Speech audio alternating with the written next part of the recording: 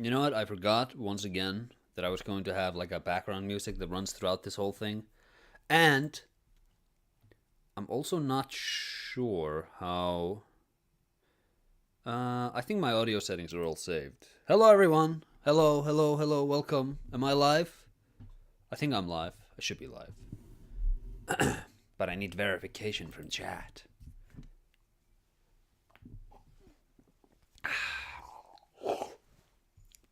Man, it's been a while since we did one of these, huh? We haven't done one of these since I think we did the Fallout New Vegas one last. And I had a great time with that. I was gonna do some more, but, you know, life gets hectic. But we're back. We're back. Hello, Victor. Hello, Victor.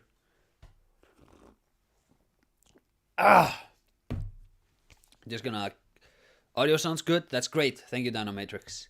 Yeah, just gonna vap for like 2 more minutes, then we can get started. Let some people shovel in if they want to shovel in, because I set the notification wrong. Obviously, everybody watching the VOD in the future will just skip over this part. Hey, Thence! It's nice to have you. Nice to have you. We'll be recording some stuff together soon. Don't you worry about that.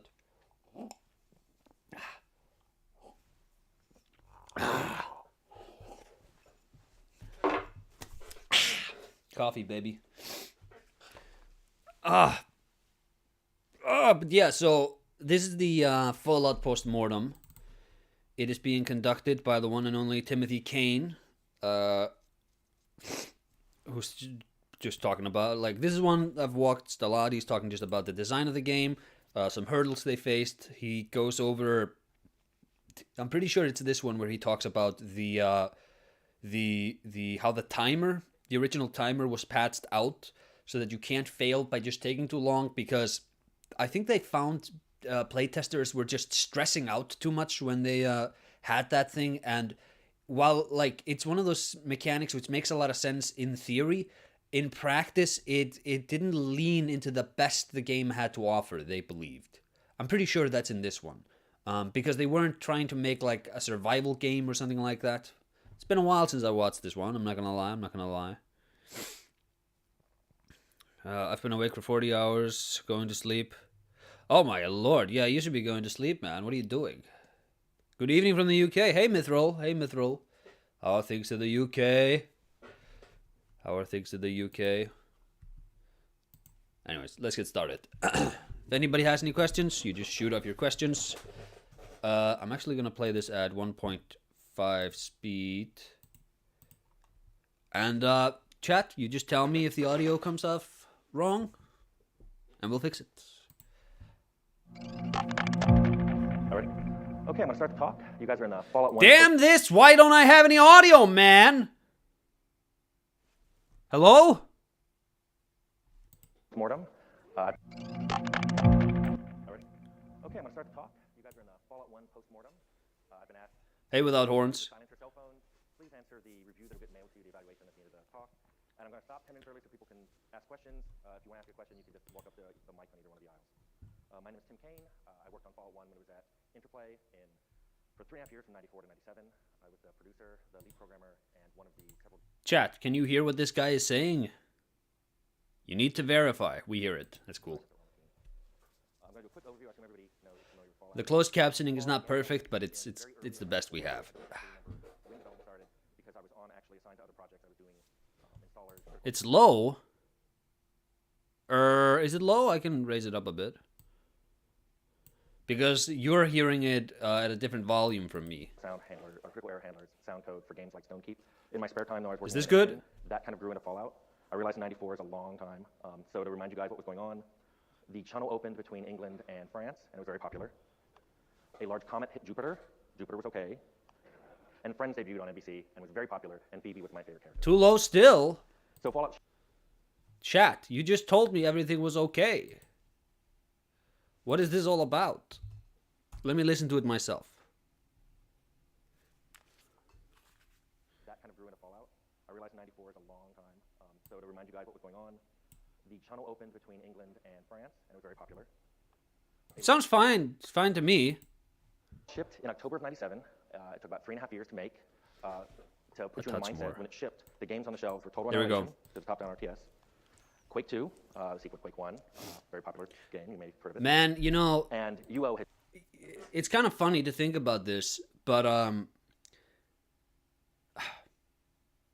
because this is 94, it's reminding me of how Demon Souls is now closer to Kingsfield than Demon Souls is to us. And it's also probably it's closer to Fallout than it is to us. It's kind of crazy because Fallout 3 comes out what, 2007, 2008? Fallout, did I say Fallout 3? Yeah, Fallout 3 comes out 2000 and it's the 2008 game. Meaning Fallout 3 shipped 11 years after Fallout 1. And that was 15 years ago, chat. had just shipped. And this is one of the first pictures that comes up if you Google UO. This is Lord British. It's really interesting how, like, the period between, like, the 5th generation into the 7th, you look at the technological development that happened there, and then you look from the 7th to the 9th, and it's just, like, it's basically plateaued. Things look a bit nicer, but, like, the tech is basically all there. There's so little development happening. Why'd you have to remind us? Because you need to remember.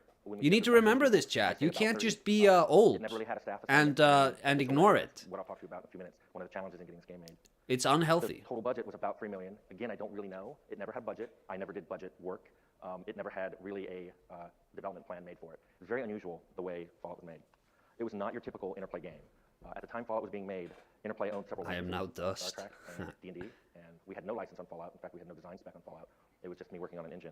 Yeah, it began We as didn't like use one of a the many engines wasteland available. We game or had the, something. Infinity engine available to us from Bioware. We were beginning work on Torment.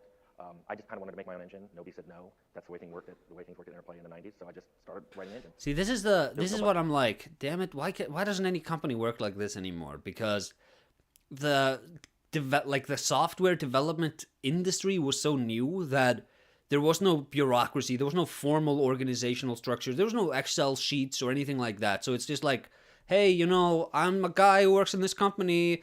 Hey guys, is it okay if I spend the next 3 months just like programming this little thing here? I just want to see if I can make the world's best game or whatever. And they're like, sure, whatever, man.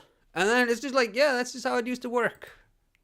Budget, like I said, I was named the producer, but I really didn't go to producer meetings. They called me a project leader. It's a very That's sort of essentially Gen what I worked X on for weeks and style months. company. But I didn't go to producer meetings. I didn't write any reports, and I didn't do anything but sit in my office and work on a game engine. There was no staff, at least at the beginning. Talk about how we staffed up. A lot of work was done over pizza at night after people were supposed to go home. It was the only time I was allowed. Oh, that's to also talk another to thing people. you see from this era. You actually see this a lot if you watch the Simpsons commentaries from the golden era of the Simpsons. A lot of it is just like, yeah, so we were a bunch of guys in our 20s and we didn't have any kids or any family to go home to, so we would just stay in the office for like 20 hours and write jokes for silly cartoon characters. And then subsequently they all got kids and they all got married and they started shifting out the staff with more, you know, family people. And it's like, you know, maybe there's something to this. Maybe there's something to just a bunch of responsibility-free 20-year-olds being put in a room together and told to make something amazing.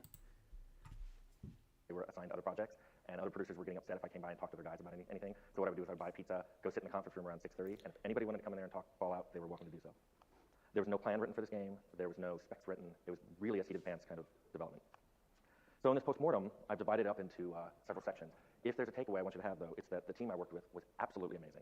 Yeah, I'll they talk always about say them as that. I go through the post-mortem, and I'm going to try to call out individual accomplishments that people did. I try to remember who worked on what feature and who thought of what cool idea that made it into the game, and even a few that didn't.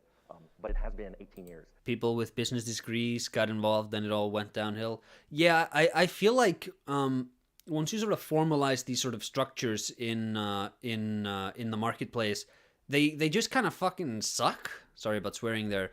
It's like the best stuff always come from these more chaotic parts of the economy, you know? Hey, why didn't it play? So I may not remember all of them, and I know some people who worked on it in the audience, and they're going to keep me honest. The first thing I'm going to do, because it's a common question I get asked, is what influences were there on the game? Why did we end up making Fallout the way we did? I'll talk about books and games and movies. That The we LinkedIn Nation I'm attacked. going to talk about challenges. The theme of this talk, was almost the game that wasn't. There's a was great nothing video was iPads ever Wolf made. did It on The was almost canceled Simpsons. twice. You One dare was made cheat for on trial, me one was with filmed Super for a iPads Wolf just It was because a he has very like rocky road to 100 times as many subscribers Finally, as me. if I have time, I'll talk about the legacy, some features I see in games now. No, I that were like not I common like at all in iPads Wolf. Fallout. I keep So let me I start with keep info. like hoping against hope that because he does those like here are some things that I've been watching this summer. He does those sort of videos every now and then. I watch them, and I've seen a couple of my friends be mentioned on that. Maria was once mentioned, I think. And I keep hoping against hope that he'll mention me. And every time he doesn't, I'm like a bit disappointed. But like, who am I disappointed in there? Am I disappointed in him? Or am I disappointed in me? Because this isn't a reasonable expectation. I broke those up into computer games, paper and pencil and board games, books, and movies. We were a very media. Glad to finally see one of these lives. Love your content. Thank you, Skullomania T. I'm not even talking recent ones. I stuff going back to the 50s. That people would come and go, I just found this book in a used bookstore. We've got to put. Oh, by the way, chat. I found something cool. Bloop, bloop, bloop. It's a Melania emoji. Check it out. It's pretty cool, huh? Anyways, don't save. So the computer games, XCOM, and if you haven't played this game, it's wonderful. We all loved the turn-based strategy, strategic combat in this game. The first pass of Fallout actually had very XCOM-y type combat until we got the GURPS license, which I'll also talk about as a big challenge in making this game. Crusader came out while we were making this game. It was one of the first 640-480 games. It was incredibly sharp compared to the 320, 200 games coming out. Oof. It was a big influence on us and one of the reasons that Fallout was made. Hey, 640, what the hell? Crusader. He just changed his Wasteland, audio. of course, can't say this strongly enough. Fallout is very much a spiritual successor to Wasteland. Almost everybody who played the game or who worked on Fallout had played Wasteland. When we started, I had not played it, so of course somebody gave me a copy. Yeah, I think when they kickstarted the sequel to Wasteland, they made a big deal about how it was one of the inspirations for Fallout. All the time. It's kind of hard playing it on a more recent computer because if you've ever tried playing it, it goes too quickly. You have to put in a speed limiter, otherwise you shoot across the screen when you try to play. But this game had everything in it that we wanted to have in Fallout, including no strict morality like the Ultimate games had. We wanted the player to be good or evil, do anything he wanted, go anywhere he wanted, and be only really restricted by how skillful he was at playing the game. And then, having mentioned the Ultimate series as a game full of morality, it was a big influence on our team. For me especially, this is a picture of Ultima 3. It was the first Ultima game I played. I'd never played 1 or 2, and it just stuck in my head as this is the way an RPG should be made. And while Fallout doesn't have a lot in common with Ultima, it really guided how I thought about making an RPG. Paper and pencil games, GURPS. I'll talk about this later when I talk about legal challenges in making this game. But as many of you know, Fallout was based on GURPS for about the second and part of third year of its development, and then we lost the license, or we stopped using the license. However, GURPS, as a generic role-playing system, really influenced our game in thinking of classless, skill-based characters. And this is also like the era of, you just like have, like this sort of, because the internet exists, but it's not as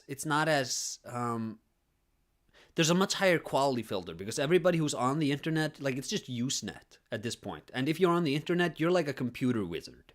So it's just a bunch of nerds who are convening with other nerds. Play in the form of character classes. Wiz War, it's a great board game if you haven't played it. It's a great beer and pretzel game. What's fascinating about this game is every time you play it, you shuffle the board. But then all of our grandmas got on the internet because of Mark Zuckerberg. And they we just went ruined back and we it. played every night, and it felt like a completely different game, especially as we made additional cards and just extended the game well past what the original designer had ever intended. And of course, Gamma World, for all of you who played this game, especially when it first came out in 1978, it was not the most balanced RPG, but it was just really fun and had a really good spirit to it, and we loved the idea of mutations and the wide variety of things you could run into when you're playing the game. As for books, there were 3 big books that influenced us. Canticle for Leibowitz, excellent Hugo-winning sci-fi novel, basically about how people would cherish technology after a war occurred. They were pretty much this was part of the basis for Brotherhood of Steel in Fallout 1. The I'm Legend book, which turned into Omega Man, the Charlton Heston movie. This book was how a individual would handle being the last, thinking he was the last survivor on Earth. This is why in This is a Fallout 1, good when you're, book, by the way. Voted to leave the vault. We really wanted that sense of isolationism, that sense of you're the only person out here in the wasteland. Richard who's, quote, Matheson. a normal person, and we wanted you to feel like I think special in that Richard way. Matheson, he also wrote, finally, he wrote another book whose name I can't remember, which was really good. Book and a movie called On the Beach, which talked about how community would survive past a nuclear war, thinking that they were the only community, and they were very isolated. And then what happens when they do get approached? In this case, it was a Isn't US Ultima sub, the which first is immersive this sim? Australian town. And how Yeah, much it's widely regarded to be the first. For movies, Road Warrior, that's a gimme. If you played Fallout, you see the jacket is in the game, the gun's in the game, the dog's in the game. A boy and his dog, that wasn't the dog. This one was basically had the underground vault We used to talk about how mutations didn't have to be obvious, because in this case, spoiler warning, the dog's telepathic. It's actually a bit smarter than Don Johnson.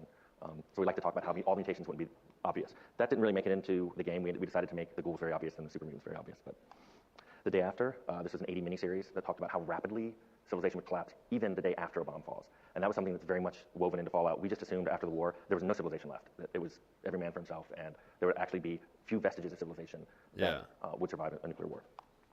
Forbidden Planet, this was especially the art director, Leonard Boraski's idea that the robots in Fallout would be based, or all the technology would be based on technology that the 50s projected into the future. So that's how Fallout got explained to people who were coming onto the team. We didn't want to see Terminator-style robots. We wanted to see Robbie the Robot-style robots. We wanted to see Forbidden Planet-style ray guns, if we did ray guns at all. And we often went back to this movie as a visual touchstone. One, though, that was far more important visually, City of Lost Children. You may recognize that ocular. It's the Power Armor ocular that's on the front cover of the Fallout box. The art staff fell in love with this movie and would play it on continuous tape in their office. You see what I mean? This is just like, this is nerd stuff, right? This is something that, if you try to assemble this sort of stuff today, you would have a room full of people who are like, every single one of them has watched every video essay on every movie in the world, and they all think David Fincher is the best director in the world, or they think that Denis Villeneuve is the best director in the world, and it's just like more of a sort of homogenization of tastes. So like here they have these 3 crazy books and all these crazy media, and they're just like mashing them together, and like these movies are not good movies. I encourage anybody to watch The Road Warrior today. That movie is trash. Only the second Mad Max and Fury Road in any way hold up. The other one's total garbage. But you know, there's a lot to like about this movie. If you don't care about like cinematic quality, it's kind of like Van Helsing, and you see this a lot in FromSoft too, where like Miyazaki will talk about Jigoku, or he'll talk about Matango or Brotherhood of the Wolf, and like Jigoku and Matango, like Jigoku is highly regarded in Japan. I don't know about Matango, but like Brotherhood of the Wolf, nobody has said that that's like a cinematic masterpiece. But it's just like, yeah, it's a cool movie, and I like it, and I can see things in it that I can sort of elevate. And I think this is a really good era for that, because there's less of a sort of mainstream when it comes to taste. Everything about this movie they love, the steam-powered, tech, the... Road Warrior is Mad Max 2. Wasn't it Mad Max 2 released as Mad Max, and then they re-released Mad Max 1 as the Road Warrior? Isn't that how it went? Anyways, if that's not how it is, I'm saying Mad Max 1 and 3 are shit. Mad Max 2, good. Like, you can go back to that one. Fury Road is the best one, probably. Everything looked like it was certainly the most fun. And they wanted that look in Fallout. And finally, there's an Jigoku old still was film. an experience. It's a film, but it's made up of Yep. called La Jetée. It's a French film, which talked about how civilization would try to recover from a horrible disaster, possibly nuclear, possibly biological. The art director especially loved the look of the technology in this movie, and he would watch it frequently. Now I want to talk about the challenges in making Fallout. There were a lot, and I tried to put them chronologically, and then I realized they really broke down into 4 big groups that are quite different, and that would be team challenges of how we structured the team as it grew and how we divided up work. Like, right now, if you try to do this, you'd be like, okay, so I'm a huge fan of seasons 9 through 15 of The Simpsons. You know, the trash seasons. I actually really like those, and here are the sensibilities I'm going to bring out of those into this. And it's like, oh, that's interesting. Design challenges, things we argued over when we were trying to make the game. Technical challenges, which in the 90s, I hope I don't bore some of you, are going to be talking about just the difficulties of writing to a Super VGA game and dealing with 256 colors in a time where that felt like that was an amazing amount, and now we don't even have to think about such a small number of pixels or such a small number of colors. And finally, a number of legal challenges hit the game, which almost prevented the game from shipping. So I'll point up the 2 times where the game was almost canceled. So for the team challenges, the first one is that we had absolutely no resources for this team. For the first 6 months, it was just me sitting in a room working on anything. I have no idea why this picture is different. I have no memory of this. I know I was stressed. If you look carefully in the picture, see 3 stress-relieving objects. My pink stress ball, a miniature tequila bottle with a sombrero, and a tick action figure. So this is probably just taken while I was working on bugs. After 6 months, I got assigned a scripter and an artist, and they were both named Jason. So people refer to us as Tim and the Jasons, which sounds like a really awful band name. The artist, I had nothing to tell him to do because we hadn't picked a genre yet. All I had was an engine. I'm also colorblind, so I couldn't even tell him this is the color palette I want you to do. I think he ended up making rocks and trees and grass for a few months. Almost all of which we threw out because we don't have them in Fallout. Sometime at the beginning of year one, we really started to get more people. Many of these people worked during year one by coming after work. See, this is again what I mean, where it's like, try this today. Go be in like a studio and be like, because this is also the era of like the .com bubble, and everybody's just rolling in money, even though nobody has any, like, the whole thing is going to collapse soon, but everybody just has so much money that they're like, yeah, man, just go and do your own project out there. And you're like, take an artist and take a scripter. And what is the artist going to do? Nothing. I don't have anything to do for him. Like, imagine being on payroll for 6 months as an artist, and you're just, like, killing time throughout this whole time. You're like, yeah, right, that you'd get this cushy of a gig today. You'd have to send, like, weekly status updates on everything and show everybody's working. And try to make assets that we could actually use in the engine I was making. During the second year, we actually ballooned up to almost 15 people. We gained our first lead designer, Scott Campbell, who I think left by the end of year 2. And then we got the lead designer off of Stonekeep, Chris Taylor, and he took the game through to completion. Most of the people are in here, but photographic records of this era are spotty at best. And I had to scour, I have no photographs, and I had to scour the net even to find this Team GURPS photo.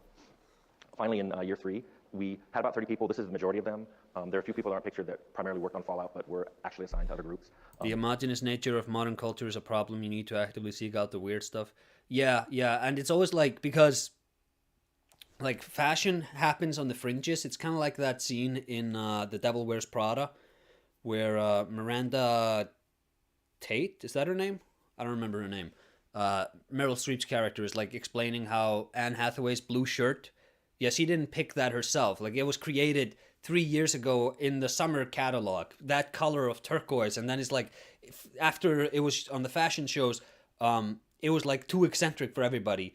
But some of the supermarkets, they picked it up and they repackaged it to be more consumer friendly. And then that shipped down to the like mega marts, and that shipped down to like thrift stores. And that's when she got it. And it's like stuff like this, like Fallout. This is like fashion on the fringes, and it's too out there, right? It's not consumer friendly enough. But when Bethesda takes it and they just move this game into the first person and see what it is, all of a sudden it's much easier for everybody to engage with it, and it kind of blows up. The same thing with FromSoft, where it's like Demon Souls, yeah, it's kind of a niche hit. The Dark Souls they begin to sell progressively better and better, and by the time Elden Ring launches, this formula is so well accepted that it just becomes the second best-selling game of that year. I think Call of Duty managed to edge it out. The bastards. Yeah. So, like, if you want to know where culture's going to be, like fashion is going to be 10 years from now, look at what weird stuff is happening on Tumblr or 4chan right now, and you'll get a hint of where we'll all what we'll all have to be wearing. Aesir commentating over this GDQ. Sign me up.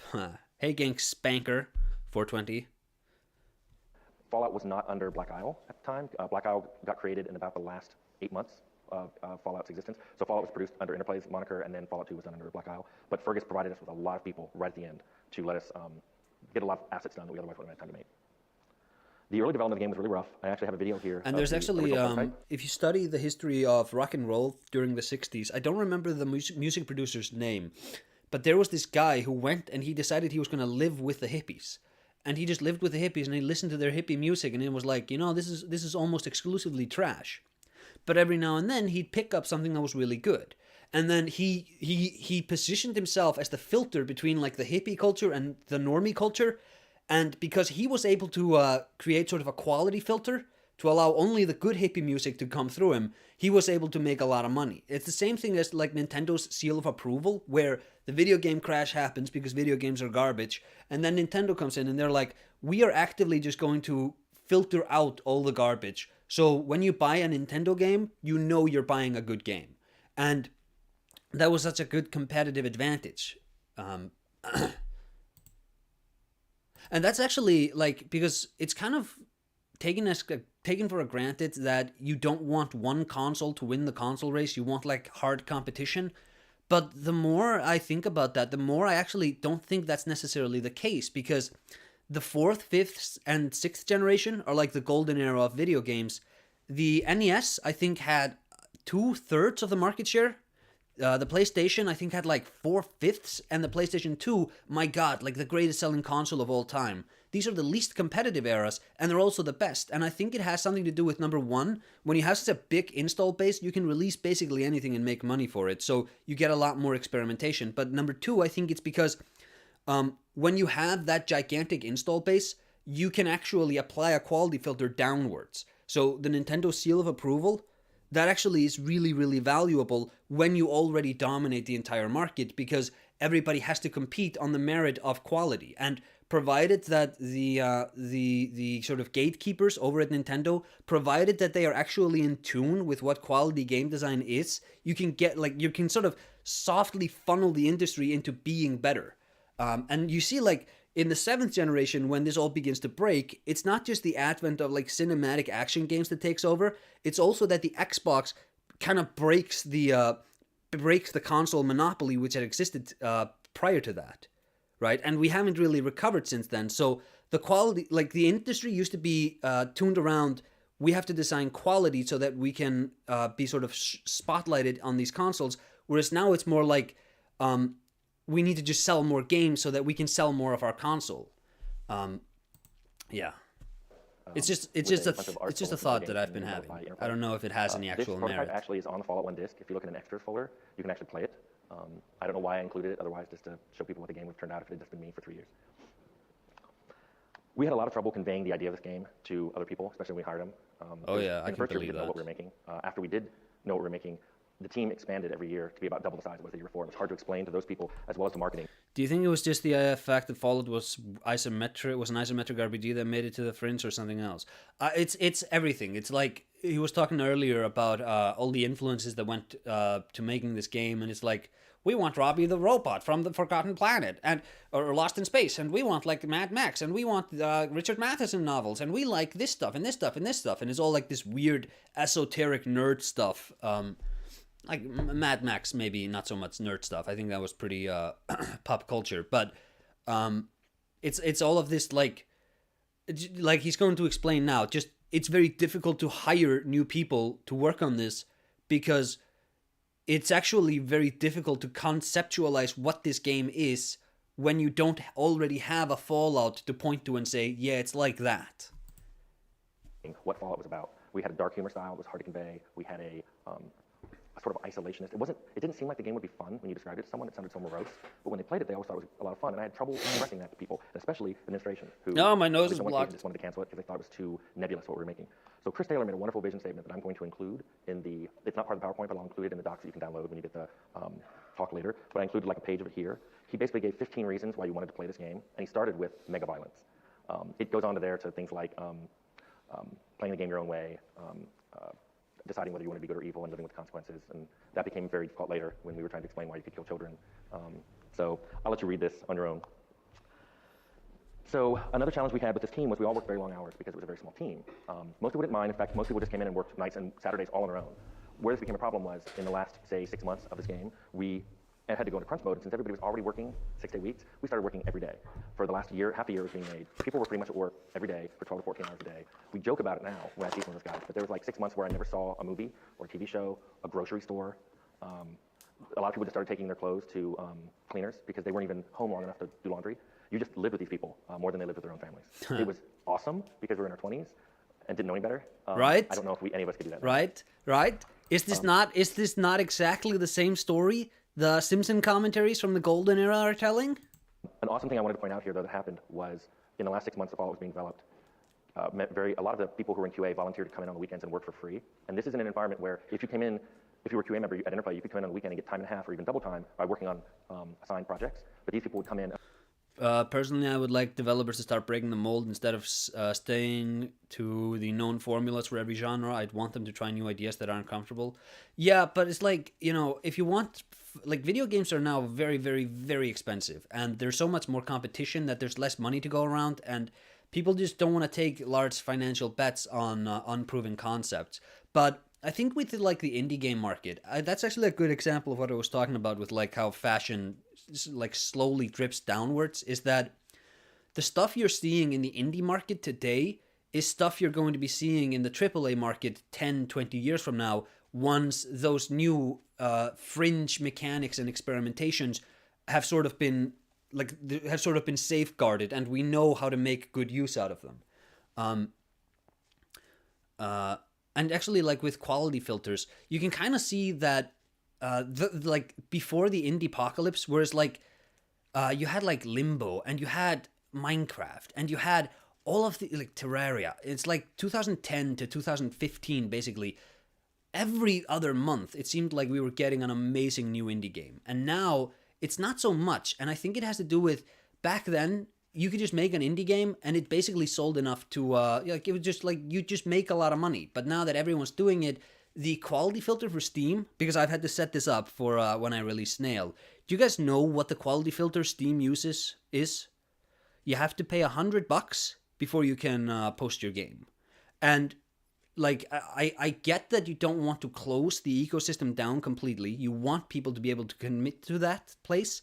But that is not acceptable. That is just not enough of a, like, it gets rid of all spam and low effort trash, but it doesn't deal with the problem of oversaturation and low effort. Because if you can just put up $100, you can put your stuff up there. And I think there's something like 200 or 300 new games that come out on the indie market on Steam every day. And if you actually look at like the trend of indie game sales, they like go down drastically every year because there's just so much more trash being added there. And once that marketplace becomes infiltrated by so much low effort garbage, that sort of the perception of that marketplace stops being, oh, I'm going to play a high quality, really sort of passion driven game, into being, this is going to be a crapshoot whether I play a good game or not. And all of a sudden, it matters, like, to sell your game, it matters a lot more that you have like a good launch page, and you have like a good bio of your game, and you have like nice screenshots, and you have like visuals that really convey it really well, and you can sort of hook the audience.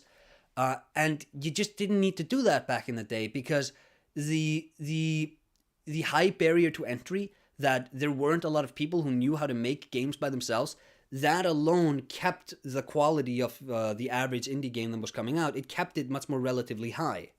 And I don't know how to recapture the magic of that system today, but I feel like it's, whoever figures that out is going to make a lot of money. And work on Fallout for free. I just wanted to point that out because I was flabbergasted that I would say it's pretty low considering the amount of hentai games. These guys who didn't make a lot of money, and they're like, nope, I'd rather get all the bugs out of your game than come in and work on the game I'm assigned. And I just thought that was amazing. So I want to talk about some of the design challenges we hit. And I've hit upon this one a number of times already, but basically the setting for this game was very elusive at the beginning. That prototype you saw gave no hint for setting. So we really wanted to do a fantasy game. A lot of people came on board and said, oh, we can do something that's better than D&D. We can do something that's, our own twist on fantasy. I think everybody who makes an RPG wants to do that.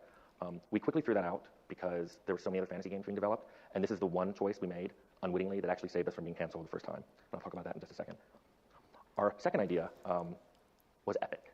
You started in the modern world. X-Man. You were thrown back in time. You killed the monkey that would evolve into being humans. You went through space travel. You went to... Listen to these trash ideas that they had to nix during development. Future that was ruled by dinosaurs. You were then exiled to a fantasy planet where magic took you back to the original timeline that you restored to full and came back to the modern world to save your girlfriend. It's weird even hearing me talk about it now, but we really were going to go with this.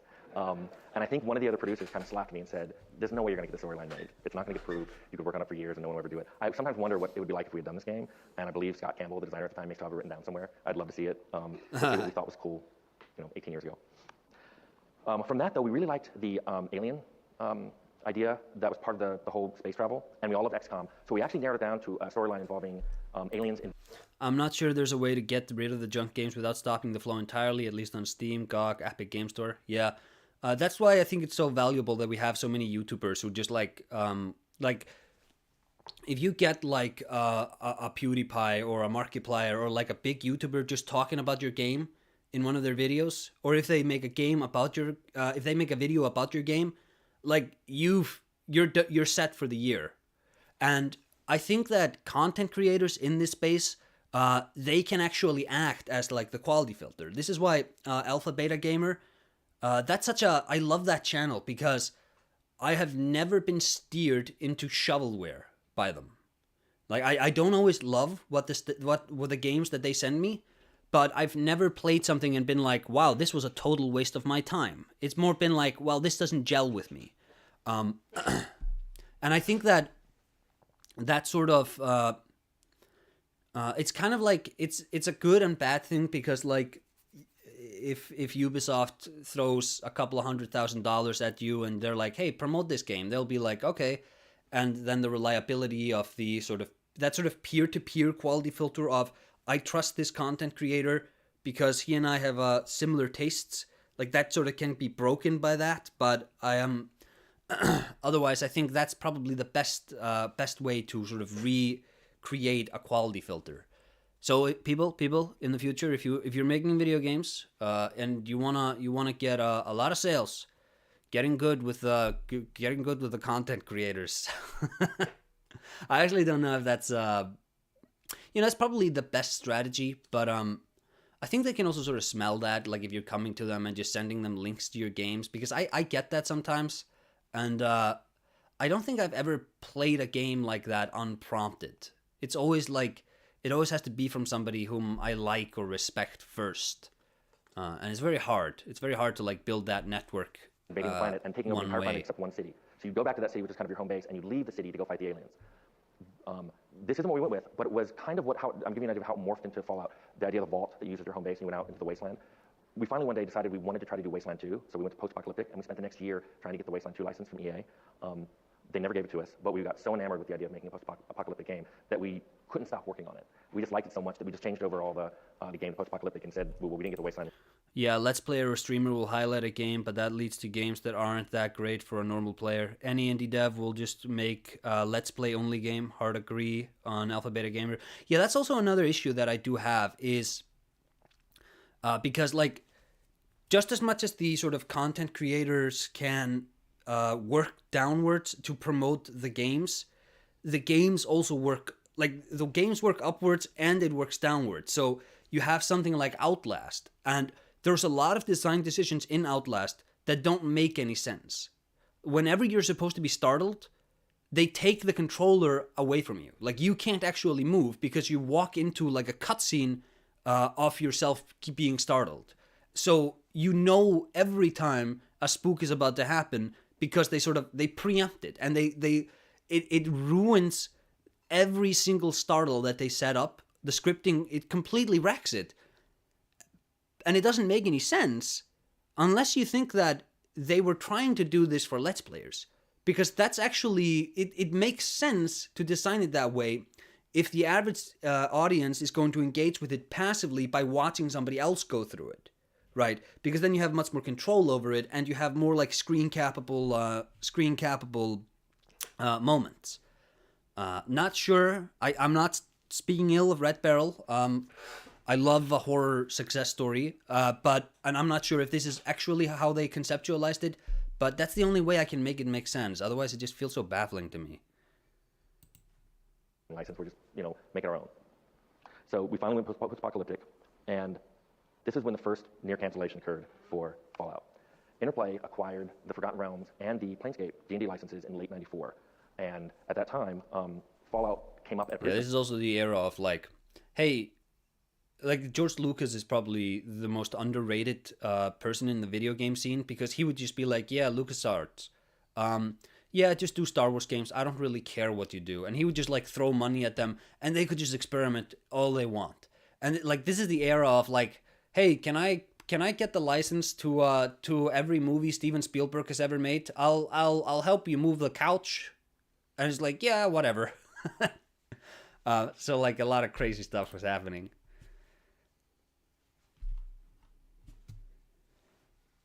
Meeting as considered for cancellation, because at the time it had only been in development for less than a year. They thought it was a B product. In fact, the dirty little secret in Interplay was they considered it a B product up until the time it shipped.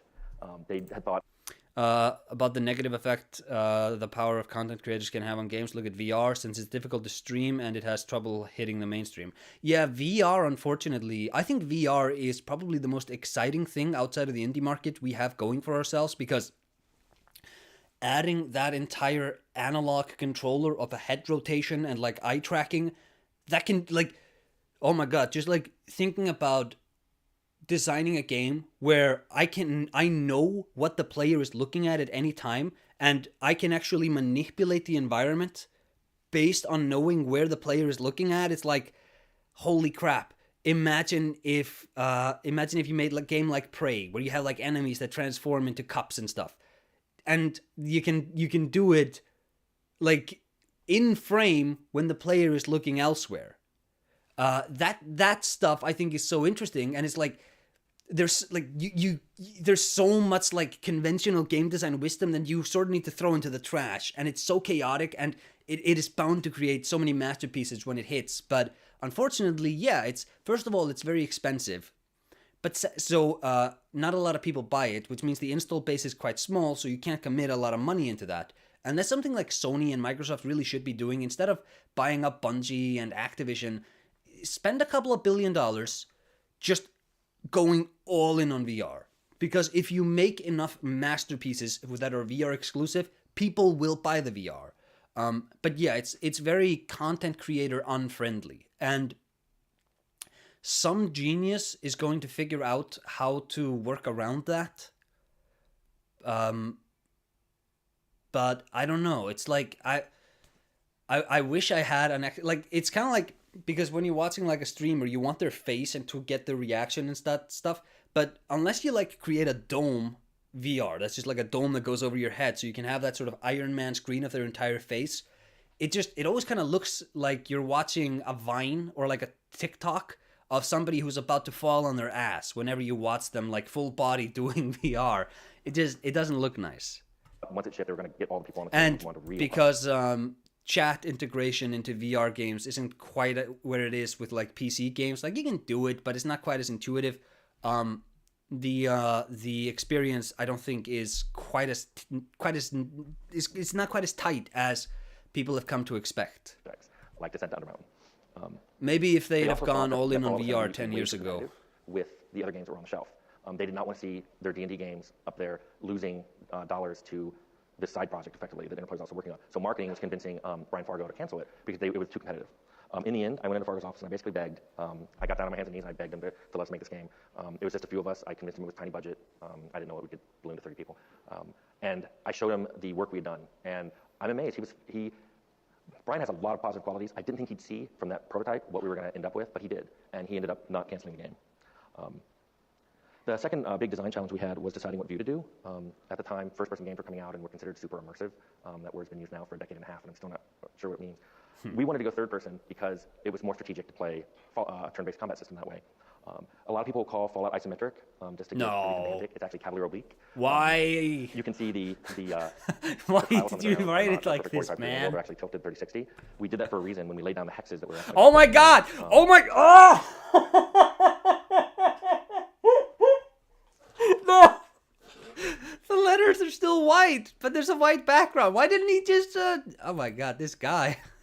That put the hexes in a nice pattern that made it easy to do calculations from. This guy made Fallout. He can't work. Like, what is this? What is this? Is this like Word? What is this? Mouse clicks into hex space, which back then you didn't have a lot of cycles to waste. And if we rotated them in this direction, you could do it with just a division by 2, which you could do with a shift and some addition.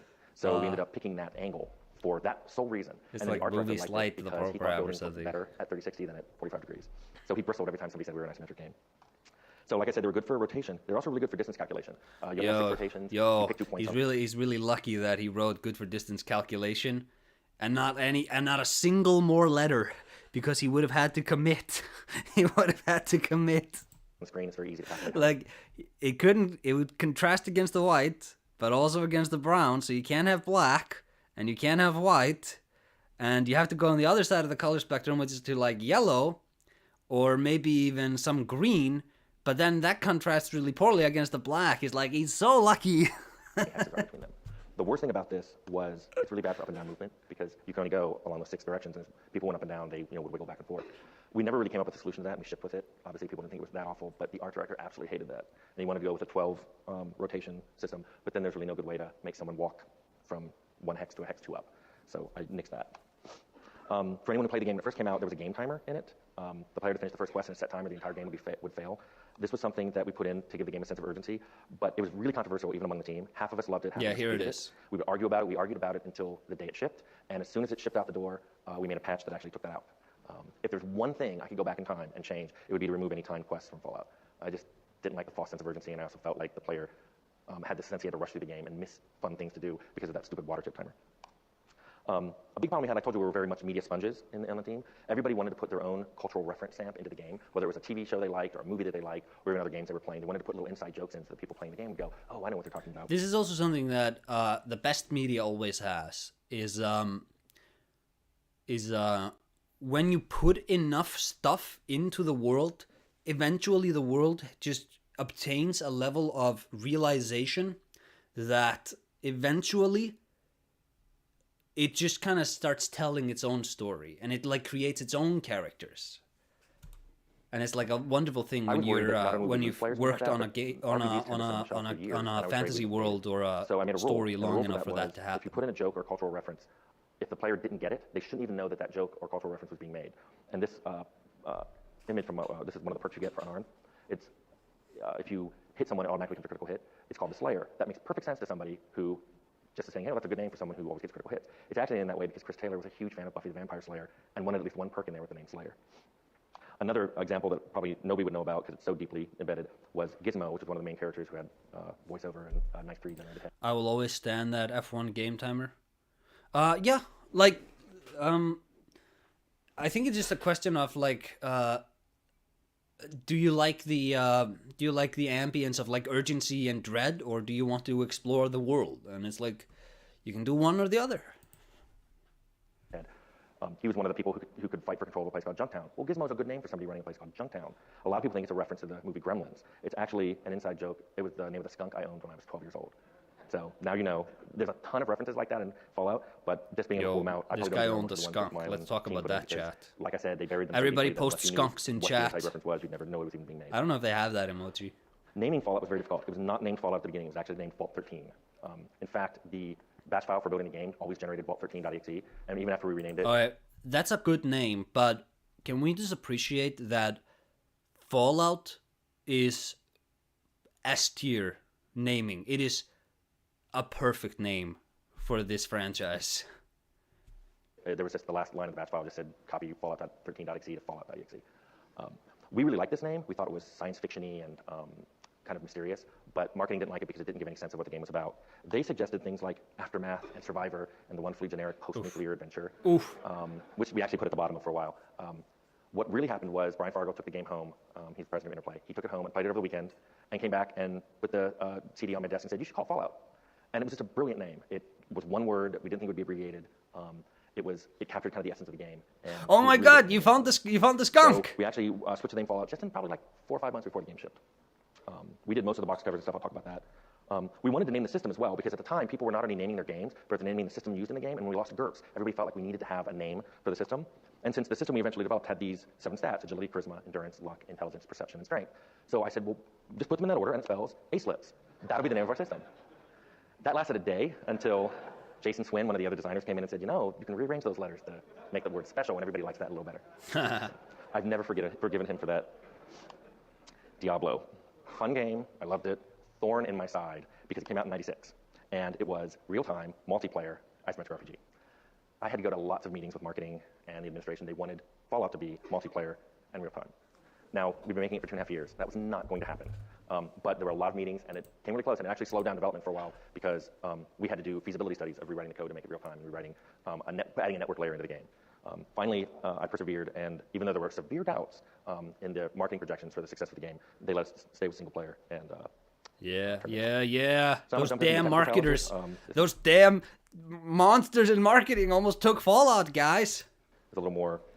There's never a story in one of these where they're like, yeah, and you know, I talked to the people in marketing, and they had a brilliant idea that saved the whole thing. Every story about marketing is like how the developers just narrowly avoided the whole work being spun from the face of the earth.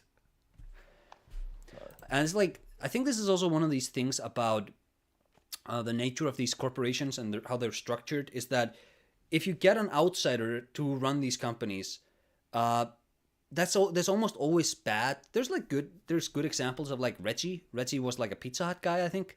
But a lot of the times it's just like that sociopath who runs EA, and EA is just a company that's in it for the money. There's no shame in that, but EA used to be like they actually used to make good games.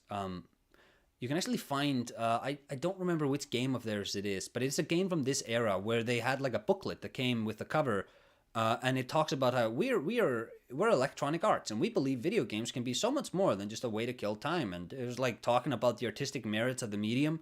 That's all gone. And it's also a case of like with marketing, I've never understood how anybody would think that the marketing department's role is in any way supposed to infringe on like the creatives. Like surely their job is to market what the creatives come up with. But when that sort of relationship gets reversed and the developers are following the decrees of the marketing department, that always like I don't know if there's any like examples of that where it's like, and yeah, it was a great idea that we followed them. But I digress. It hasn't aged well. Some of the problems I'm going to bring up, people are going to go, why is this even an issue? Flat memory. Back when I started in 94, PC games were still made with 64K chunks. So you had near and far pointers. You couldn't use a lot of memory. The marketers predicted Fallout 76. Todd has always been with Fallout, it seems. What? I don't know what you... I feel like there's a... Oh, they predicted... What? That it would work? Or... I don't know. Memory. The problem was, since we chose a Super VGA mode, we needed more than a 64K chunk. A new compiler came out, Whatcom, had flat mode. I chose to use it. It meant we didn't have to deal with expanded or extended memory, which if you ever play old games, you have to tweak those memory drivers to get that just right. We didn't have to worry about that. We also didn't have to worry about those near and far pointers anymore. The downside was all of the old code we had, we just had to rewrite or throw away. So most of the code in Fallout was written specifically just for Fallout, except for a couple pieces that I'll call out later that we grabbed from other games, mainly because we couldn't go back to the old library of interplay stuff and pull out code. We picked Super VGA, which at the time was amazing, 640, 480, 256 colors. I mean, who could ever want more?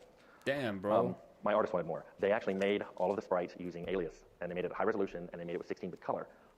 That meant we had to take those, all the animations they did, all the 3D models, reduce them down to sprite files in 6 rotations, and cut out the colors, reduce the colors from 16 to 256. But then they wanted color cycling, so we had to take like 16, 20 colors out of that, so we could reserve for color cycling, so we actually were down to like 230 colors. And then there was another problem we ran into with Super VGA, which is every video card that was manufactured had a different way of doing 640, 480, 256 color. Not just the video card, you had to know what chipset was on the video card. So if somebody said, I have a Trident card, you had a Trident. And like, people will tell you, yeah, PC gaming, yeah, PC Master Race.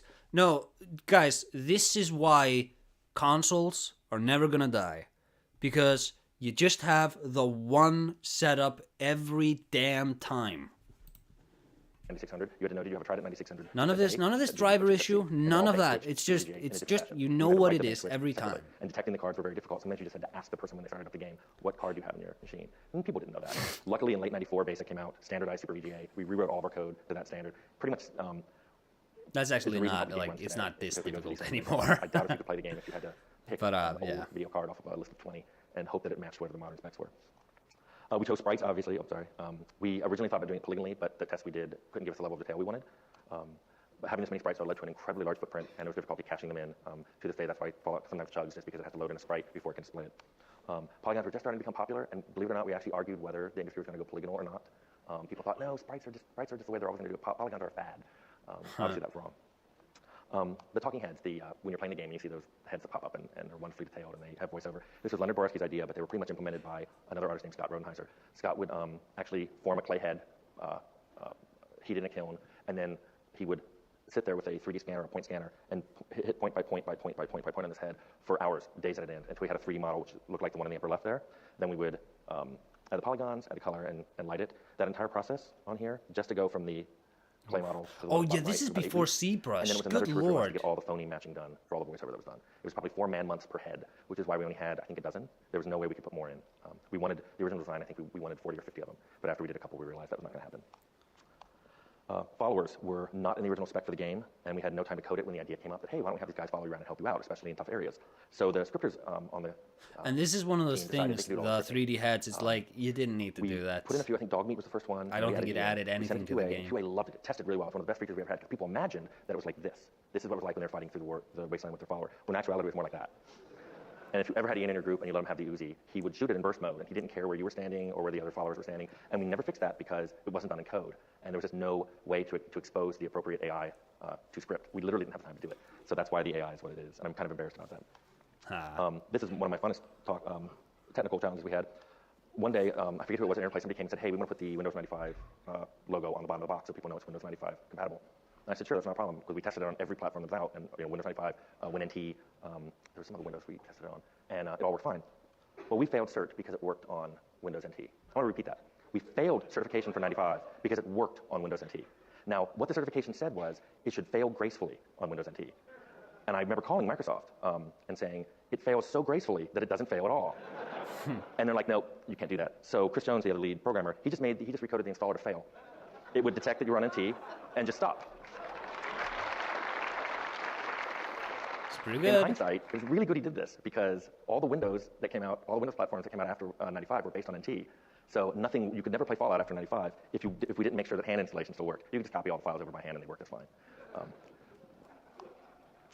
We wanted a Mac version. We started with a DOS version, then we had a Windows 95 version. We wanted a Mac version, and it turned out I had put all the OS-specific calls in one set of functions that I bound up into a library, which meant Fallout really isn't written to run on DOS or Windows 95. It calls a library called GNOL, which stands for GNOL's Not Windows, and everything would go through that. The Mac was literally developed in a weekend. One of the Mac programmers went home, rewrote the GNOL library for Mac, and we brought it back, and we had Macintosh running he took it home Friday, we had Mac running on Monday.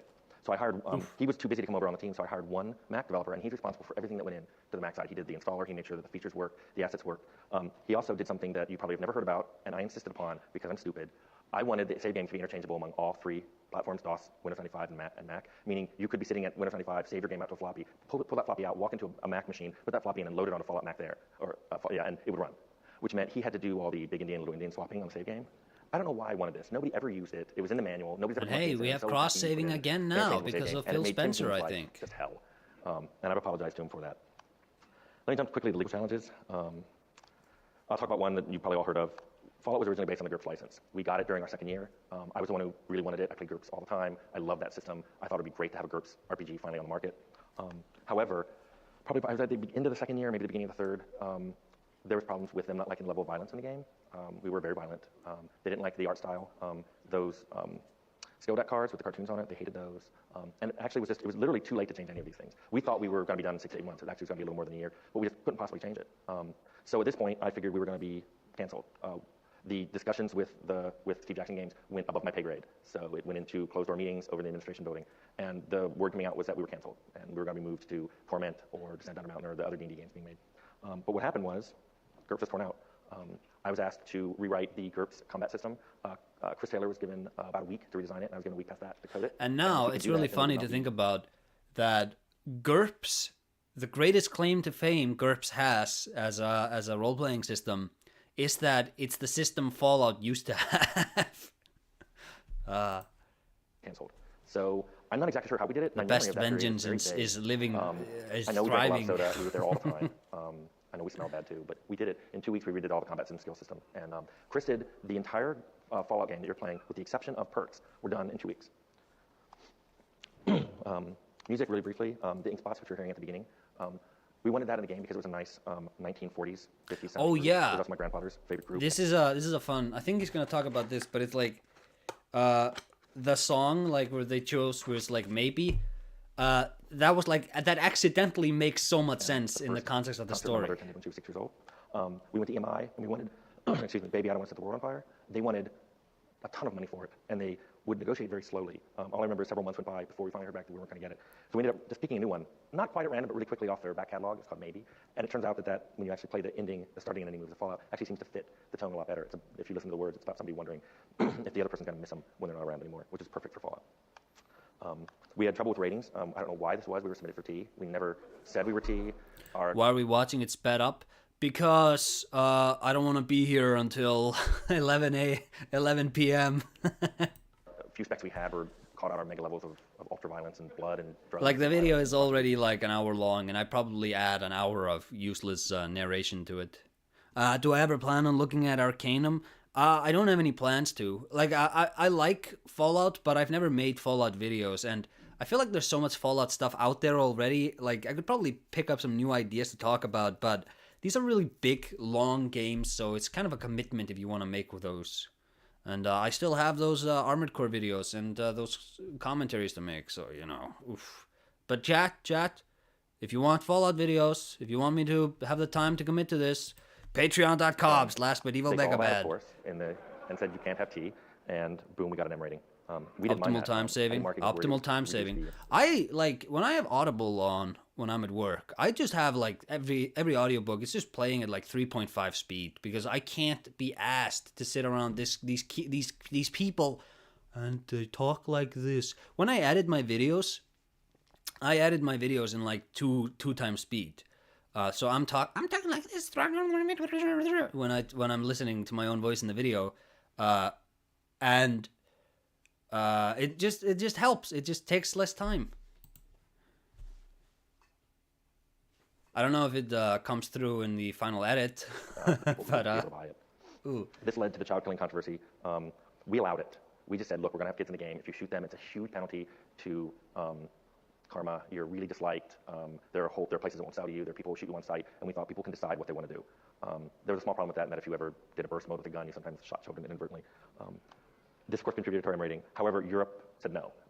They wouldn't even sell the game if there were children in the game. We didn't have time to read all the quests. What we just did is we just deleted kids off the disc. So things are there that reference children, but you never see any children. Those damn Europeans. Go over what I think are some of the legacy of Fallout, some of the things I see in other games that we shipped in '97. It was really seen at Interplay as a big risk that paid off. This is what was said to me constantly by people, even though I don't really think it cost that much. I'm not sure what the risk was that they took, but that's the phrase I always heard. But when I played games over the next few years, I started seeing a lot of things that Fallout had in them. So I thought I wanted to look at it. We always said we wanted an open world. We called it that before the word sandbox came out. I think if Fallout was made today, people would say it was a sandbox game. I would not say it's a sandbox game because I don't think I've played the first Fallout for a few hours. That doesn't read to me like a sandbox game. When I think of a sandbox game, I think of like a Grand Theft Auto or a Breath of the Wild, where the point of the game is the fun that you can sort of generate on your own with the application of the mechanics in this world. Whereas Fallout feels a lot more like just an adventure game, like a post-apocalyptic adventure game. So I don't know if his use of the term is apt, but this is 2012, and he hasn't played Grand Theft Auto 5 yet. So like these terms, they are kind of still sort of sifty, murky, because I hadn't started making videos and demanding my characterization of these things was learn not to go in there yet, gospel. and they look forward to the challenge of being able to go back. We wanted a non-linear story, so the player could choose wherever he could go, and the story would still unfold. And so the onus was on us for making sure that the stories could unfold that way. 2 times Aesir is the intended experience. And all the story arcs that occur in the game had to have multiple solutions. And the mantra we always said was maybe I can show you something cool.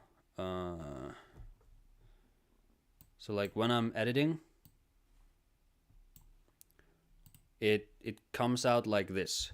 Of course, this is where I can really talk about that. I wish I could play some gameplay with a non-to-wife mech fighter. Oh, it's 2 audio files. Loop returning on change from the first game is not actually some major alteration to the system from there, but an additional activity which players can partake of when they are low on funds, want to test out a build in a safe environment, or just want to have some fun. That's the Armored Core 2 video. That'll be out in a few days. Fight your way through it. There should be a way to talk your way through it, and there should be a way to sneak your way through it. There's a lot of sand in Fallout. Hey, Dinometrics, that is true. Pickpocketing the key and then using that to get in through an unguarded area in the back. And we always made sure that at least 2 of these were available on all the quests, and usually all 3 on the main quest. Because of that, we came up with the idea of multiple endings, so the game would actually track whenever you did something. The game would store off. You know, one video in GDC that I really want to watch with you guys, maybe next weekend, or maybe this week, you know, if we have time, is Josh Sawyer talking about Pillars of Eternity 2, because there's a section where he talks about the rumor system, and I don't know if anybody here knows what the rumor system is, but basically it is, I think, one of the most interesting ideas for how to direct dialogue in video games. And while I don't think it was perfectly implemented in that game, I feel like Pillars of Eternity 3 have that thing at the core and build everything else around it, because that might be that there's something to that. And the quests and short story arcs Aesir in and the the game would have different Chipmunks. ending from that. And then when the game ended itself, after you came up with the idea of, hey, we're going to show you slides and say, because you acted this way, here's what's happening to these people that you know have been Hey, playing this game hey, for 40 chat. hours.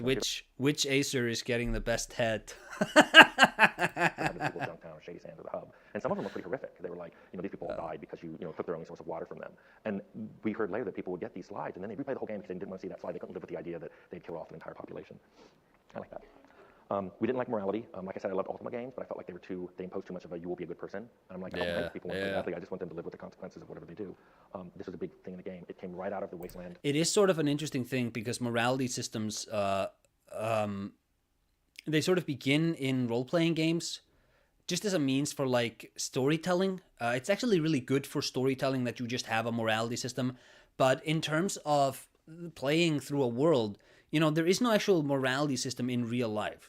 Bad people are sometimes punished for no reason, and good people are punished for no reason, and sometimes bad people can just be jerks. But like when you're doing a video game, I think it was in Chris Crawford's writing on games where he talks about this, where the impulse to do one of the impulses you need to kill early on in your life as a game developer is the idea that simulating reality is good game design. Video games are not reality simulators, they are story managers. And your mechanics need to make sense in terms of telling a story, not in terms of simulating a world. Now, obviously, there are exceptions. If simulating a real world is the intent of your game, then that's sort of different. But if you're going for storytelling, reality, like realism, takes the backseat. So if you're going to have choices, morality systems, they do make sense, but black and white morality systems, whereas like Paragon or Renegade, those don't really make sense because it's always a little bit of a Boolean choice. And just having the player make complicated choices is a lot more interesting. And like something I like is the idea that if you have two towns next to each other, and their conceptualization of good is different. So an action which gets you a lot of praise in one town actually makes people look at you kind of shifty-eyed in the other town because they pray to different deities, and their deities sort of hierarchy of what is and is not the right way is very different. And you have to sort of navigate through all these different interpretation of morality in the game. I think morality systems, they make, like these sort of strict morality systems, they always make more sense when they're contextualized within the beliefs of the characters rather than as an objective function of how the game works. But let's keep going. Quest where you're trying to help the little boy at the very beginning, a little orphan who's lost his dog, but when you find the dog is rabid and you have to kill the dog. I love that quest because it made the player feel bad and made him wonder, did he do a good thing or did he do a bad thing? I love that kind of stuff in games. The perk system, like I told you, Chris Taylor made their entire game except for perks in 2 weeks. Brian Fargo took the game home, played it for a weekend, came back and said, I love it, except when I go up a level, Hey, skill Patrick. points aren't enough for me to do. Welcome. So Chris said, hey, Yes, I you have no made idea what it. we could do. We're make a perk mesh of cool things you can add to your character based on. If you want to, it's really easy. this is just for everybody watching, because I've had like 3 people now telling me that they made it to one of these. The Discord link should be in the description. I always post like a couple of hours before when I'm about to do these things. Code was very successful. QA loved that they could make characters. KOTOR is just goated. KOTOR is so good. Very differently because of it. And I think Chris thought of it in a day. And I love. So we live in 2019 was one of the best years for the channel because The Rise of Skywalker came out, and my God, my Star Wars videos out of nowhere just started getting a lot of views, and I was like, oh yay, this is pretty cool. This is pretty cool. had perks in 2 days after Fargo said there's not enough in here, and he was playing it again. And it's really funny because those videos originally cratered, like view wise, they underperformed really hard, and then a few months later during December, all of a sudden they start to spike. It's really interesting stuff. This is exactly what I want in the game. I missed that rapidity of iteration in game development. Years later, I was working in Temple of Elements of Evil, and the guys from WotC told me that the perks in Fallout influenced the feats in D&D version 3. And then somebody told me later that the specs in WoW were influenced by the feats in D&D version 3. So I think that this all just weaves its way through the industry. And of course, perks were added to Oblivion and Skyrim after the Fallout license went to Bethesda, so I like to think that there's a tiny piece of that in the Bethesda games as well. Call shots. We added those because we really liked the variety they added to combat. You could have one attack mode but you could see different effects on a creature depending where you shot them. You might shoot their leg out and they're crippled, or you shoot them and they blind them. It also let us get our humor in. If you check any called shot screen in Fallout, there's usually one that's a little funnier. I think this is the one with the, you can shoot them in the udder. There's always a groin-based one. In robots, it was called the hydraulic activator. We decided, put the faces of VO in. That really struck a chord with people. They really felt more connected to the game when they could see these really detailed faces and they heard famous actor voices coming out of them. They were, it was one of the best feedbacks we got from the game. People said they wanted to see more of it. Really Actually, this thing justifies the 3D character faces, because look at this. The CG, but also getting these. I think this is the master. But I think it was worth it and paid off. Ambient music, I'm a huge fan of it. I didn't want standard game music. Can't wait to see the release of the Silent Hill 2 remaster to see another spike in those videos. When the Demon Souls remake was announced, I've talked about this a few times. First of all, I knew the Demon Souls remake. It was confirmed for me before it was confirmed for everyone else, because after I made my Demon Souls videos, I got a bunch of people from Bluepoint following me on Twitter, and I was like, okay, next time, your PR department needs to keep a closer tap on this, because you can't be doing this, okay? Okay. But, when the trailer and when the game released, I got a nice bump from that on my Demon Souls videos. When they announced the Silent Hill stuff, no bump on any of my Silent Hill videos. So I'm like, hey, maybe the algorithm has forgotten old Aesir. Maybe I've been out of the Silent Hill game for too long, chat. Maybe. Maybe. I've been forgotten. There's probably some cool kid now with like a mohawk, and he has his mohawk has like a different color to the rest of his hair, and he's like a cool zoomer, and he's talking about the Silent Hill games, and all the young kids are listening to him, and then they click on my video and they're like, who's this grandpa? Who's this grandpa who rambles on about Silent Hill? Get him out of here. Music in Fallout, I kind of wanted something, I think I wrote this next one wrong. I didn't want something you listened to, I wanted something you heard. Something you would play the game and miss when it wasn't there, but not necessarily be humming it while you were playing. And I wanted to underscore that the game was desolate and I dread the Silent Hill 2 remake. Bloober Team will ruin it. I don't have a lot of faith in it, but I'm rooting for them, because Silent Hill 2, it's so esoteric by today's standards, just the way it's directed. Kind of like the Resident Evil remakes, especially 2 and 3, where because you're shifting your style so drastically, you can't help but have to solve some problems differently. And I think that the more deviations they make from the original, the better. Like, let's actually approach making Silent Hill 2 for the first time, like if you were doing it again. And I think Capcom did a really good job with the Resident Evil 4 remaster. I was so ready to just not like that game, but man, it's really good. I really liked it. But like I said, I'm not super optimistic for the Silent Hill 2 remake. I hope it's good. I am more dreading the long-winded conversations of, oh, this is what Silent Hill really means, and like just a whole new generation of people arguing whether or not these games are about like foreskin and crap like that again. And I'm like, no, no, we can't go through this again, people. There's going to be a lot of videos that are like, let's compare the new Silent Hill to the original. Not for me.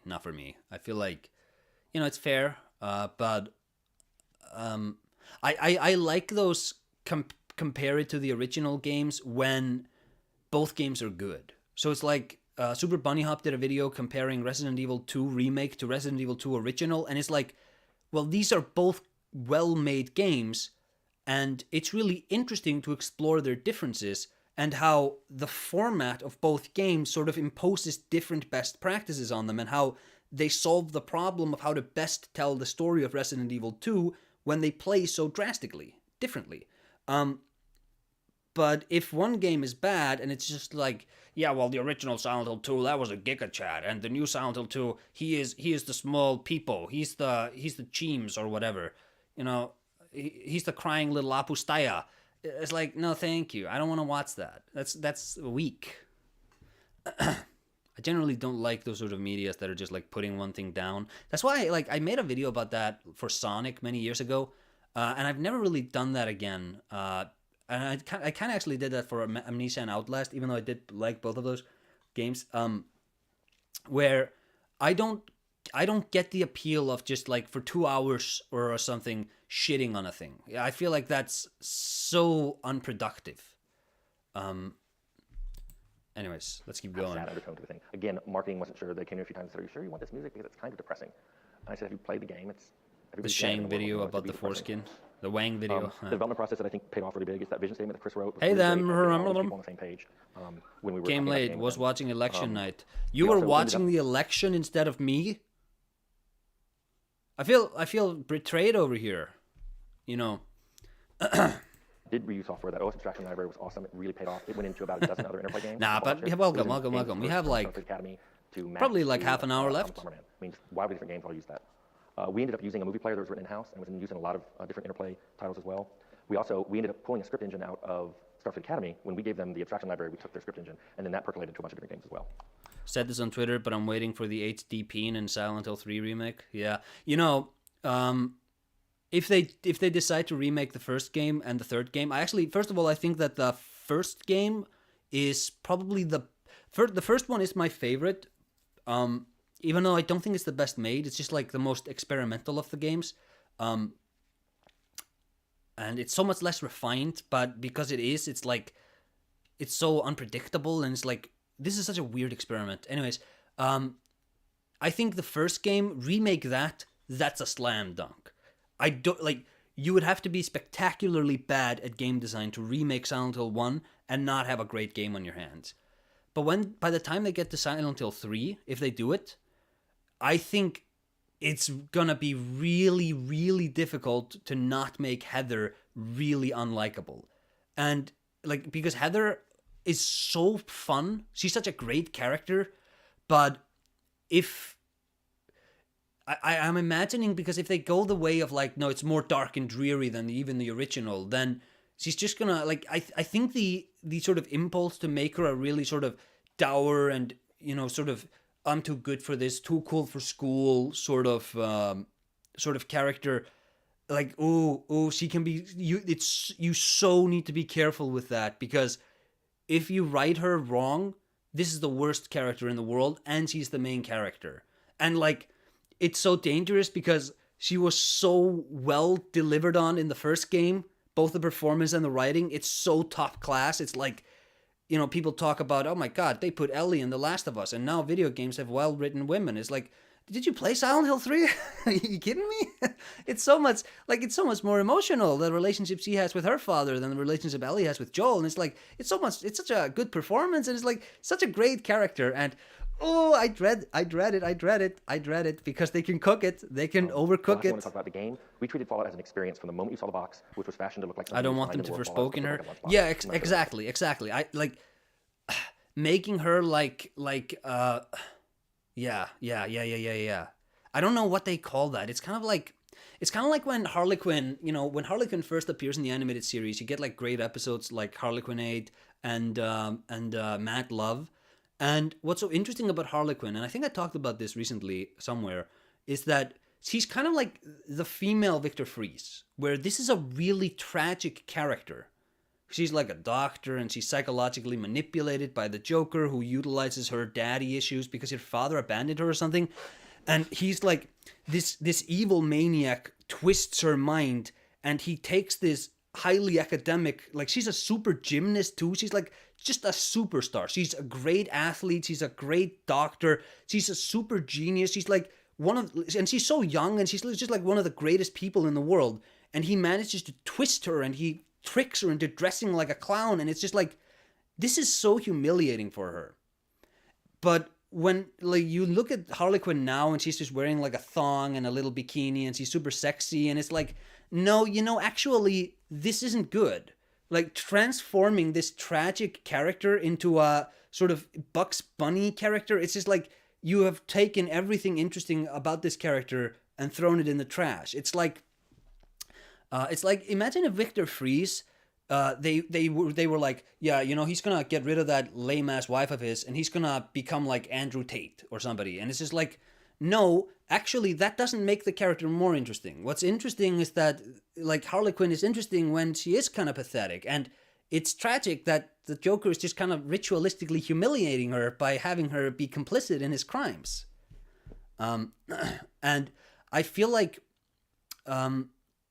it's very easy to kind of ruin Heather like that too, where there are strict parameters within which she's a very interesting character. But if you try to make her, and it's kind of like with the Forspoken thing, where like the granting of too much sort of agency to these characters, especially in a horror game, that can really ruin the thing. And I think that there's just going to be an impulse to do that to Heather. Came across. The manual was Millennial writing, I believe. Yeah, you know what? That term, I don't know how you define that term, but I think that's a really good coinage. Like, yeah, it kind of gets it. That kind of gets at what I'm saying. Where it's like, it's character writing as wish fulfillment by the author, rather than let's look at the character as an interesting character with flaws, and as, you know, maybe it's okay that this is just a pathetic character you just empathize with. The Harlequin show really explores her abused relationship and her growing away from that. Yeah, but I think like with the Harlequin show, that's such a case of like, again, it's that sort of Bugs Bunny effect where she is so less interesting in that than she is in the Arlene Sorkin performances in the old animated series. And like the character changes, and that's fine. But like if you actually if you read the White Knight series, which is not a good series, it's the one where the Joker becomes good, but it's an interesting series.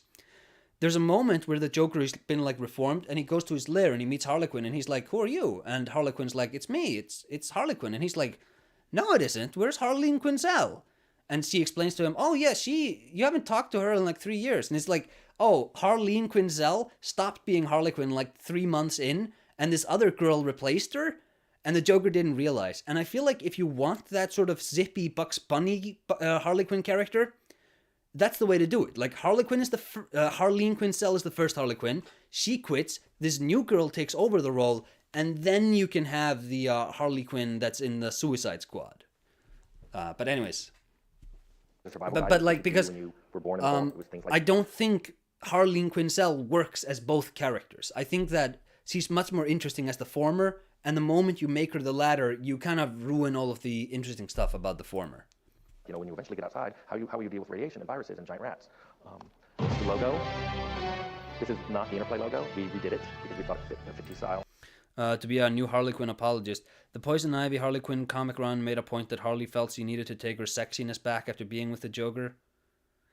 Yeah, like you can rationalize it, but I feel like, again, I don't think that Harleen Quinzel comes out of the Joker relationship as like, I don't think she dumps him and gets like this sexual empowerment. I feel like her period with the Joker should be a point of immense like she is an all-star. She's one of the greatest human beings in the world. She's, like I talked earlier, she's a super achiever, and look at how she just like ritualistically humiliated herself for an entire year. And I don't think she should look back. Like, I don't think her sort of moving away from that is, I'm going to continue being a criminal who dresses like a lunatic and still does the whole clown thing. I think her moving away from that is, you know, I need to move away from Gotham and just set up a practice where I help, you know, traumatized children or something, or, you know, something like that. Like, I'm going to help actually reform the criminally insane because I've been on the other side of that and I can actually help them. Like, I feel like that's where you take that character if you want to her to evolve. Of the game, this got adopted and put in most of the Interplay games. Back to Fallout. The interface itself was designed to look like old-found pieces of technology from the game world. Our splash screens themselves look like things you'd find. This was a comic book that, I don't know why someone would make a comic book about the Vault Dweller being attacked, but there he is. Even our webpage, there was no division of the company that worked on web pages, so we just took it over and made our own. We made it look like, you know, found old art. There was a guy in the team who did. Aesir, you asking comic writers to know anything about women?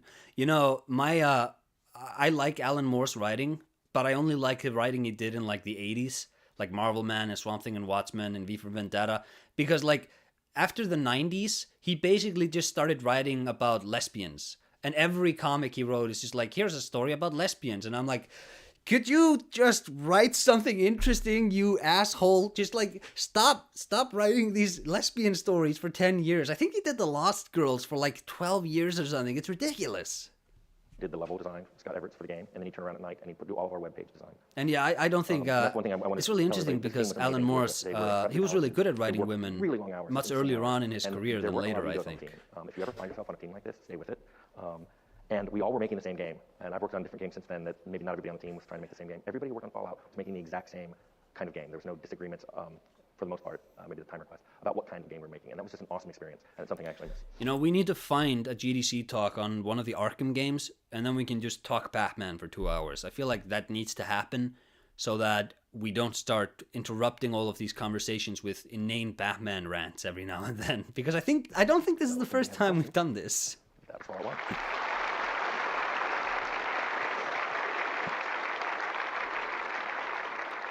So are you? Is his mic on?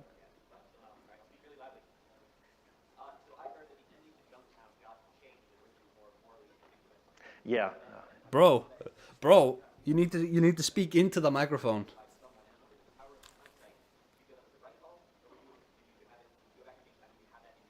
So the question was the ending of Junktown Okay, was originally more recap the ambiguous. question. Did we change it? And in hindsight, would we have done that? It was changed. And the original ending was Junktown thrived under the mob boss Gizmo and did poorly under the sheriff Killian. And QA kind of liked it. I kind of liked that too. We were worried we led people down the wrong path though, and that hey, I'm fighting really hard to make this, to do the right thing, and then I'm punished when the game ends. So I'm not sure I'd change that, but I would probably put in more indications that if I were to change it, I'd put in more indications that helping the seemingly bad guy would be a good thing. It was too random. I think that's why it got changed. Thank you. Sure. Okay. Okay.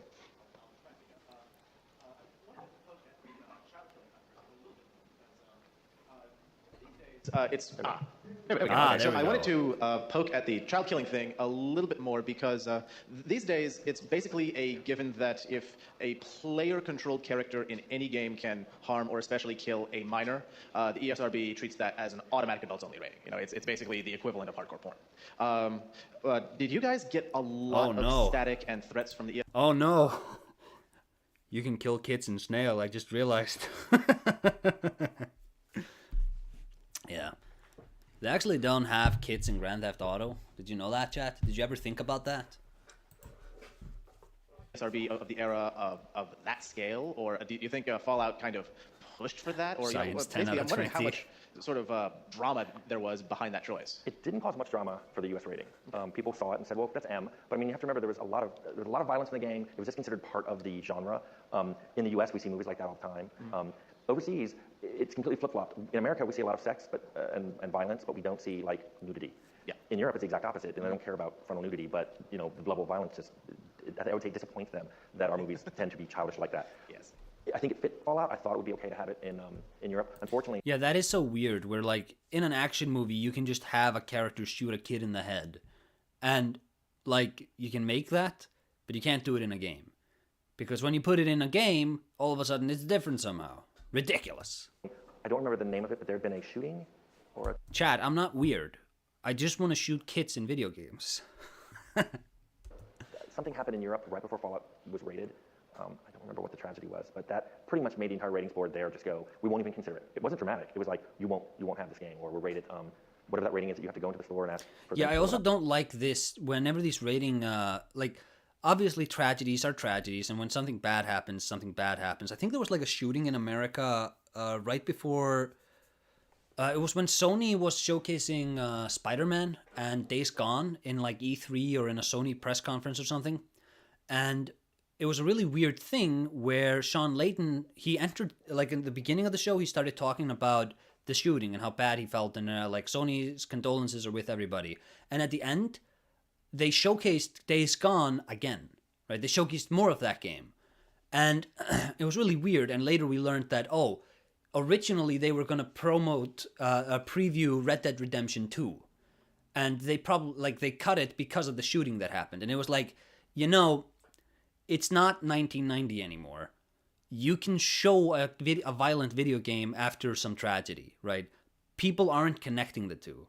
And when you come on stage and you start by talking about how awful the shooting is, like, yeah, it's nice that you send your condolences, but you're the one who's making it weird. And I don't like when these rating boards are so reactionary to whatever latest tragedy hit.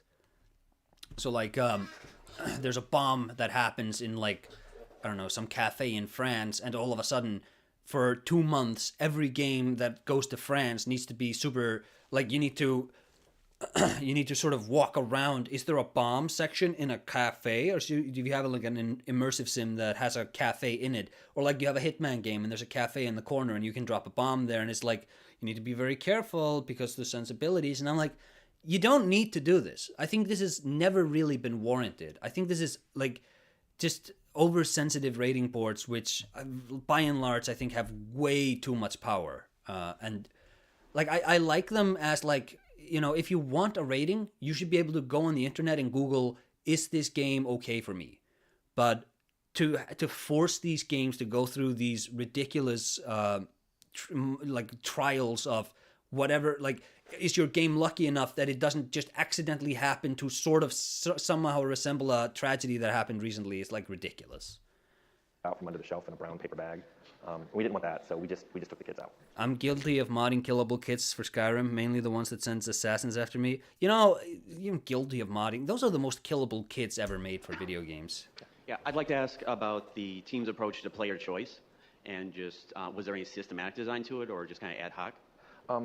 The closest we got to a system was for every main story quest. If you had to go through that quest to get to the end of the game, we would play through it, and I played the game from start to finish 5 times, and then a ton of not quite playthroughs besides that. And everybody on the team did that. And if they ever found a main story quest that they couldn't finish because they made a character that was so extreme that they couldn't fight, talk, or sneak their way past, we would go and take one of those 3 methods and make it much easier. I mean, sometimes it was as easy as, you know, the person who had a key, who was standing by the front gate, and there was a locked door in the back of the building, had a perception of 1. I mean, he would never ever see you steal, no matter how bad your pickpocketing was. On the side quest, however, I usually let people relax it. If there's only 1 or 2 ways through, and if they were kind of difficult, that was okay. Side quest didn't have to be done. And that was as close as we got. But like I said, we worked together so closely that we all had almost the same mindset of how to put together a quest, that there were never really a lot of arguments over that. That just kind of flowed out. So. Hi, did you have a working name for, I guess, what later became the Vault Boy, became embraced by the public as the mascot for Fallout? Did you get that character, was that created just sort of on a whim at like the last minute, Wasn't or was he based on there the iteration Monopoly during Man? development I of that? think And did you so. realize at the time that that was going to personify your game and later become like a mascot, a symbol of it? Are you talking about the one on the perk? Yeah, the little cartoon guy with the 13 who's always... Because people sometimes call the Pip-Boy Fall Boy. And I'm like, no, it's not. That's the guy with the yellow and red cape on the Pip-Boy. When I first saw the drawings that the lead artist had done, I was a little surprised because they reminded me of Monopoly cards. But they really did fit the game really well. They had a great sense of humor, especially when you read, like, here was a card saying, you know, you can viciously kill someone with a backstab. And then there's this funny cartoon of someone slicing someone in 2 from behind. And it had that Fallout cheekiness of, look, everything's going to be okay. You know, the things we had in the vault literature of, yeah, the world's been destroyed, but we're okay, and here's how you cook rats to make delicious meals. It just had that vibe of, we're not taking this very seriously, and you should be happy. So I think it kind of spread. The team itself had absolutely no problem with it. We were a little surprised when Steve Jackson Games didn't think it fit the game, because I thought it was wonderful. We didn't know how much it would take off, though. So you just mentioned Fallout cheekiness, and I think that dark humor, which you also touched on, is one of the things that I and a lot of other people love about the game. Can you talk a little bit about the writing process of sort of creating those jokes, and also the process of communicating that sort of ineffable sense of humor to a team of people? I hate these sorts of questions where it's like, yeah, can you talk a bit about the writing process? It's like, this is such a broad question. Some of whom understand it better than others. Well, I think the original designer on the game, Scott Campbell, he kind of laid out all the different areas in the game. And so later on, when people went through and wrote up the dialogues, and a lot of the dialogue. Hey, can you tell me your thoughts on the desert? Like, what are you talking about? By the way, weren't written by designers. That's not a real Some of them question. were, but we had such a big, diverse group that when the artists would finish doing their art, and it would take a long time for it to get processed, they'd sit there and they'd write dialogues. And remember, they were watching all these dark movies, and everybody was on the same page. So when somebody would write something, often I'd hear people laughing next door, and I'd go over it, and they were just looking at dialogue script, and laughing. There was some editing that went through it. The reason I can't speak more about it is I'm really bad at writing dialogue. That's what I learned, so I don't do it anymore. I'm also bad at I'm not writing sure what the process dialogue, was, chat. because everybody was so close, I don't think that they had a formal process. They just shared a lot with each other, and people were willing to change things. If they wrote a dialogue and people didn't get it or didn't like it, they'd just rewrite it. I actually think that, because I have a couple of friends who work in screenwriting here in Iceland, I'm probably going to draft them to go through the Snail remaster with me before I release it to beef up the dialogue a bit, because it's clunky. It's clunky, chat, I'm telling you. I don't have actually a real question. I just want to tell you thank you. You know, really, I should have designed the game without dialogue, and you just have to sort of vibe your way through it. And probably my best moment, my best memory of video game is in Fallout 2, when I get back in time, touch a computer, and I think I just broke the water chip. It's an awesome moment. So thanks a lot. You're welcome. One more? We only have time for one more question. So My question was, in Fallout 2, the quests were a little more robust. They were a little harder to break. And I wondered whether that was simply production changes, better testing, or whether that was a difference in tool chain. Well, I actually left Interplay before Fallout 2 went out, but I do know that it's pretty much was the same engine. Actually, the car was working, I think, before I left.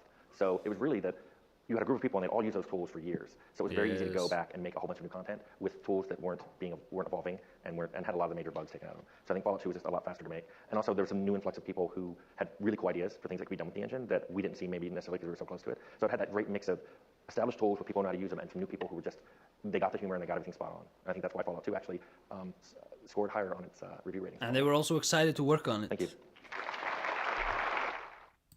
They were also super excited to be working on it. I think, did Josh Sawyer or Chris Avalon work on Fallout 2? Fallout 2. Josh, no. Chris, yeah. Yeah, I think Chris Avalon worked on it. Anyways, next time... What do we watch next time, Chad? Do we want to decide now or do we want to decide on the day? Hey, maybe you don't talk to me. Research talks. That might be interesting. Is there an interesting research talk here? Blackhaven post-mortem. That's kind of short. Living the dream, leveraging games in flat, blah, blah, blah, blah, blah, blah. Ooh, I don't know. That may be not that interesting. Avalon. I think Chris Avalon did a few. GDC Chris Avalon, Eastern Storytelling. This isn't. What am I doing? We search it here. I think he's only done like panel discussions. Yeah, it's like, there's a few people there. But, that might be interesting. Might be interesting, chat. Baby. Anyways, maybe I'll do the Fallout level design one. That might be my this one. This might be my favorite Fallout talk, favorite GDC talk of all time. Writing modular characters for system-driven games. Ooh. Wait, have I seen this? Of death or your constellation could be combined at will, which did reduce redundancy, but the individual pieces remained maybe two, he says. But the problem is there's so much information and so much of it is abstract or needs to be observed over time that the gold standard has become to just throw it all on the screen at once. And you can't physically show the player everything. I know that you think it happens in Dwarf Fortress, but it doesn't. Tarn and Zach actually did an effort to figure out what information to actually include and highlight. For example... So looking back, some background. Yes, really okay, this is the chat that Josh Sawyer did about Pillars of Eternity with... I think this is the one where he talks about the rumor conversation. Or maybe that's... Is that the post-mortem for... Good lord, I can't remember. Anyways, maybe we'll watch that one. On the Arkham question, there's only one interview that I've ever found, and it didn't really get into anything interesting. Yeah, sadly. Have I ever talked about the Lost Kingdoms? No, I haven't. What's that? Sounds familiar, though. Could always talk about Armored Core some more. I'd be way into that. They don't have a GDC for Armored Core.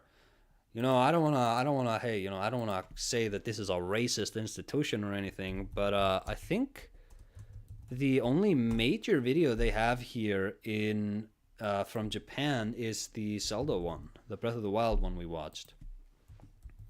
And obviously, I'm just joking. There's like, oh no, actually they have Miyamoto here. 今週末期のゲームデザインでは本当に制限された器や処理速度やそれから転送の速度を知った上で設計することが非常に Hey. But yeah, you see, it's like there's no Japanese games here. Because Japan probably has their own thing. And also it's like you're flying over to probably California to give a speech. It's very hard to rationalize doing that for a Japanese developer if they don't speak English. I actually feel like the most, I want for Takayoshi Sato, and he's not here obviously, I want him to deliver one of these damn talks because he speaks English. Oh, this is just me. Why do I have a link to this? I copy, whatever. Anything by Paradox? Yeah, probably, but I'm not that into Paradox, so I don't know if I have anything to say about the development of their games with them. Old FromSoft GameCube games I played too as a kid and was obsessed. Sawyer and his New Vegas streams are very neat. Josh Sawyer, New Vegas. Did he finish the game or did he just play it a bit? Because we did this one.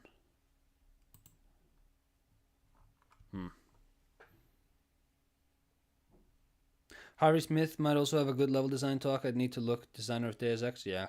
Anyways, chat, you need to know about the streams before you submit them. I'll probably do the Pillars of Eternity one because I do want to talk about... because I think Josh Sawyer's talk about narrative design in New Vegas was really good. And I think that his Pillars of Eternity talk is a good sort of sequel to that one. Yeah. Anyways, that'll do it. This has been Aesir at the Movies for April 2nd. I'm gonna go and continue working on Armored Core. Do you want to continue watching my Armored Core in 2x speed? Play loop returning unchanged from the first game is not actually some major alteration to the system from there, but an additional activity which players can partake of when they are low on funds, want to test out a build in a safe environment, or just want to have some fun. Yeah. I think I need to clean up that video a lot. I'm not super in love with it. Anyways, Discord links in the description, everybody, if you want to join. Have a little post-stream talk. I'll probably be around chatting about